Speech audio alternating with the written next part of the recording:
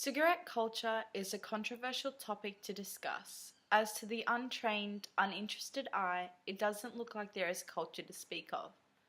But as with other drug cultures, those who smoke usually congregate together and form a sort of unspoken bond between themselves.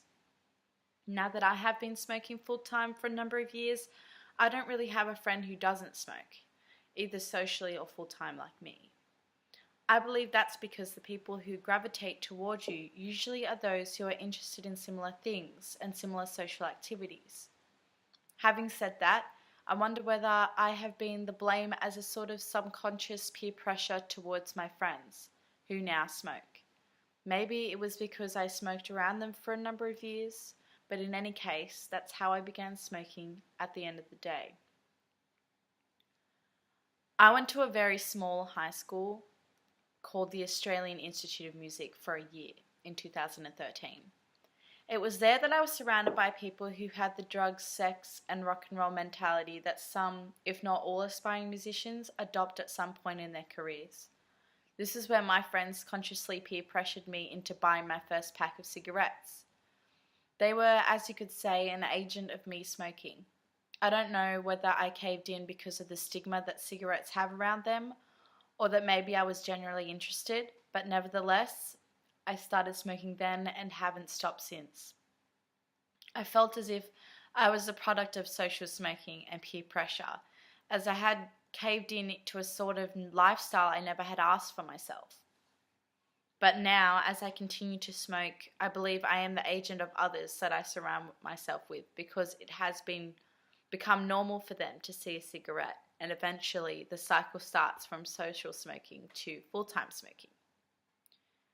It is interesting to see within my own life how trade works for me. For instance, the fact that I can even smoke in the first place is a result of early globalization and trade amongst different parts of the world. The fact that it was the American Indians that introduced the world to tobacco interests me immensely. And over time, as the world colonized and globalized, it became what it is today. It's hard to believe that over the decades, smoking has become such a criminalized activity. When the world was more naive, smoking was considered normal. In fact, most of the older generation, in my life at least, were smokers when they were young adults.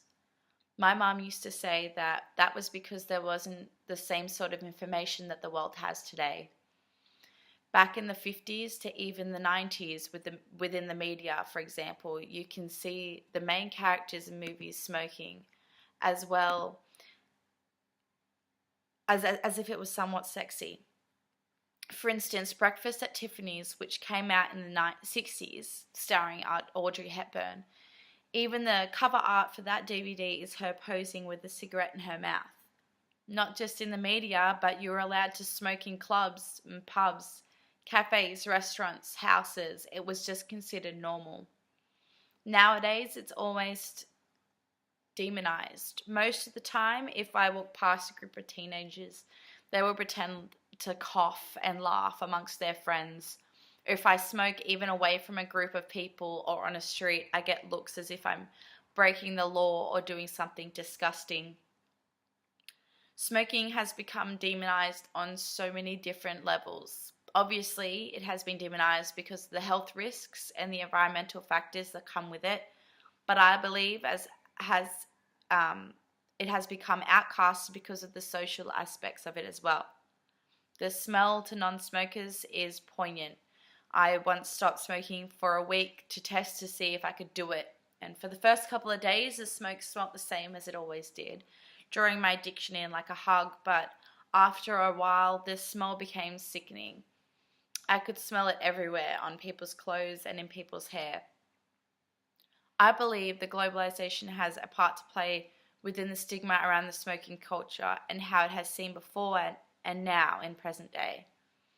Manuel Castell's idea of the network society, which is described as a society filled by information and knowledge, can be an example of how smoking has become demonized and criminalized by the non-smoking world. For example, within the network society, scientists discovered the devastating health and environmental risks and showed the world the horrible consequences of smoking.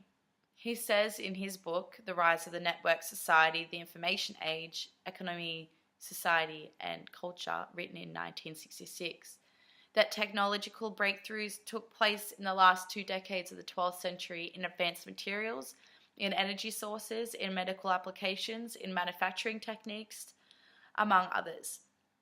These technological breakthroughs are the reason why smoking has such a negative rap. Within the 1940s to even 80s, women didn't know the health risks of smoking within their pregnancy. They used to smoke just as much as they would when they weren't pregnant, and now that we have the information and knowledge that we can prevent such things from happening. I'm not saying I would promote smoking in any shape or form. I believe that it is definitely as bad as people say it is. But the one thing that I don't like is feeling like a criminal. I understand that I am the agent of some people's addiction, which is horrible, and I wish I could have somehow influence them not to. And part of me understands the fact that I shouldn't be allowed to smoke wherever and whenever I want. For example, I obviously don't want to smoke in front of children or pregnant ladies or people who are disgusted by the idea of smoking. What is frustrating is that even my local pub these days shuts off the smoking area earlier than the rest of the sections of the pub, which means that if I want to go out with my friends and have a cigarette past the designated time that the smoking area is open, I will have to go home and do it in my own time. If they just wanted people to stop smoking, why don't they just illegalize it?